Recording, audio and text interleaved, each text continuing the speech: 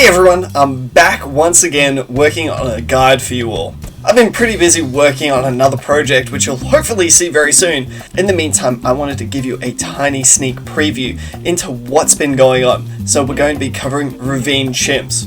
It's a pretty tough one, arguably the hardest chimps in the game, so try your best to follow along and let's get into it. First obstacle, actually playing the game.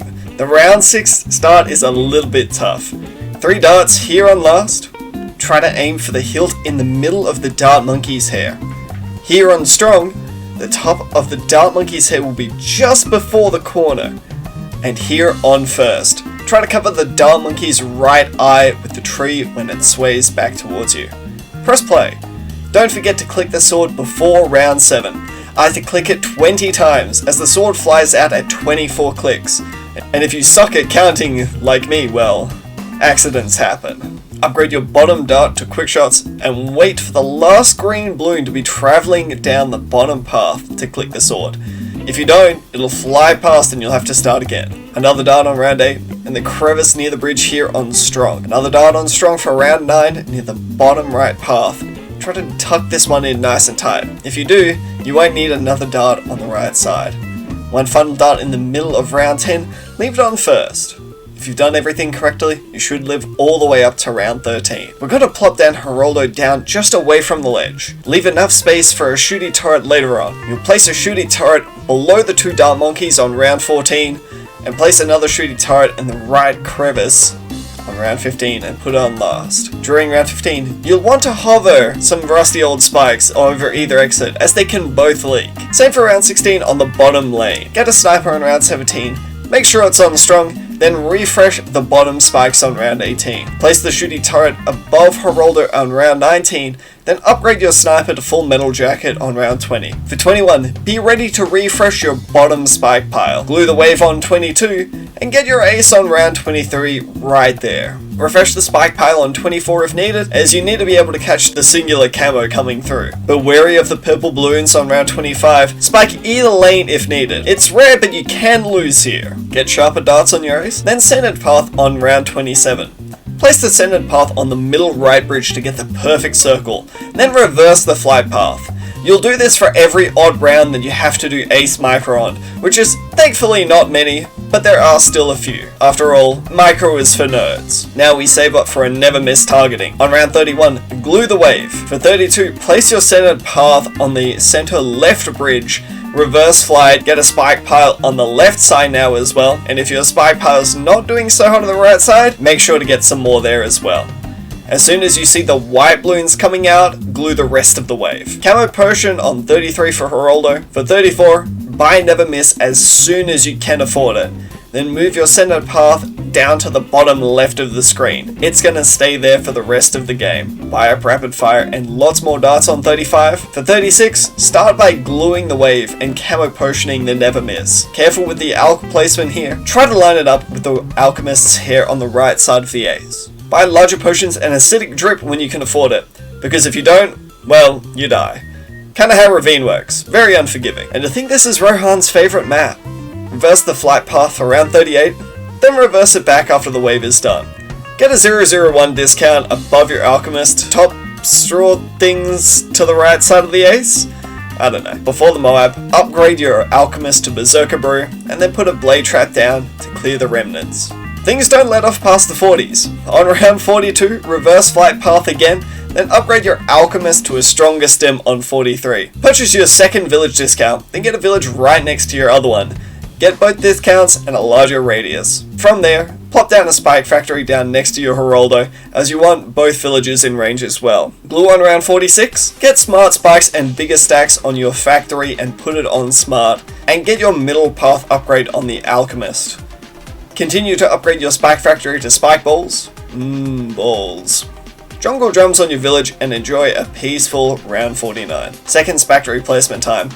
You'll want it to barely touch the upper lane within its range, in about the middle of the village. This way it reaches both sides. Upgrade it to a 302. Place it on smart and purchase an alchemist in as tight as you can to the other alchemist. If you need to purchase the ace first to get everything within the radius, then do so, but it must be in range of the camo detection village. Upgrade this alchemist to a 401, upgrade your ace to a fighter plane in the middle of 54. You'll now save for spiked mines in the middle of 59.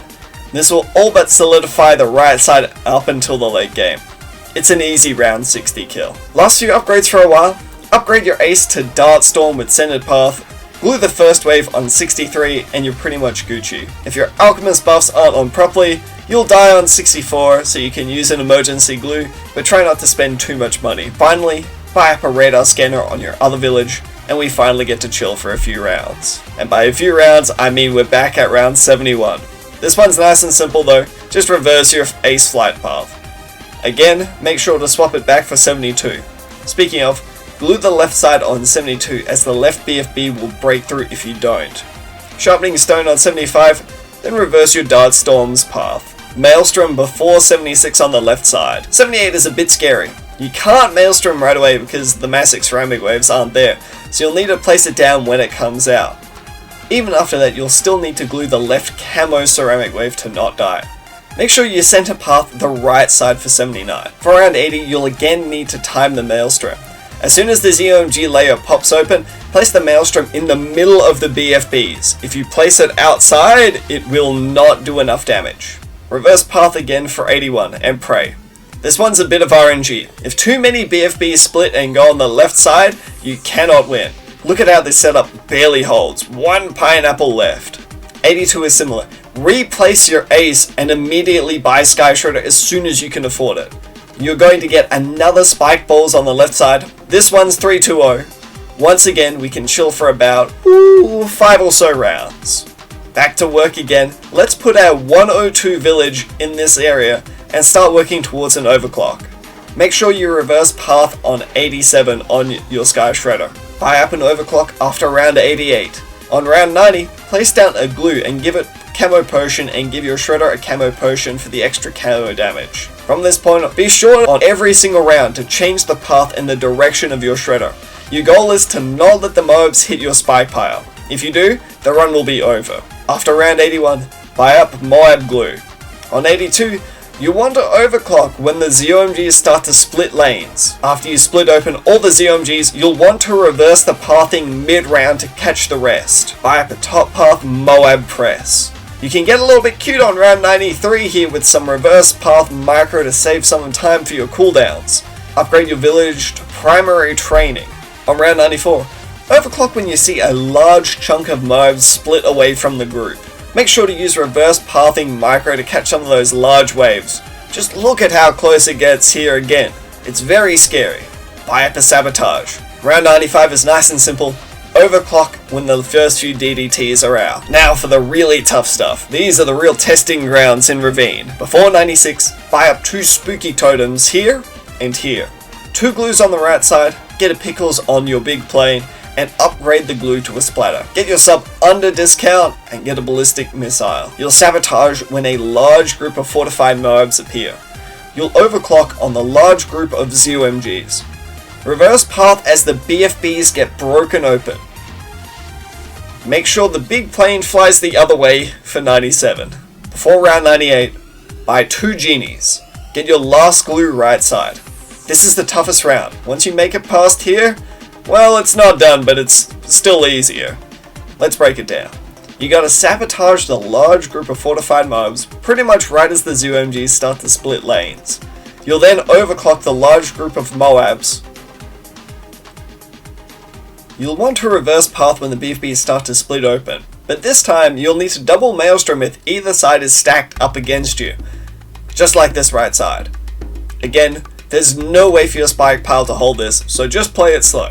I'd recommend practicing in Sandbox or Challenge Editor before trying it, as it's a little bit tricky. After round 98, you should barely be short of a rejuvenation potion, so buy it mid-round and press sabotage. Make sure you have enough left for another on round 100, and then spend the rest of your money however you please. Last round, don't choke. First strike and overclock right away, then rejuvenation potion. Hold the second strike till the final damage phase. Then count to around 4 seconds or so, then press first strike. If everything goes correctly, congratulations, you win. If not, be prepared to use sabotage and hope it clears the remnants up. Wow, that was a lot of work. Hope you found this somewhat useful. If you did, let me know down in the comments section below. Like, comment, subscribe, all that jazz, you know how it is. I'll see you all later.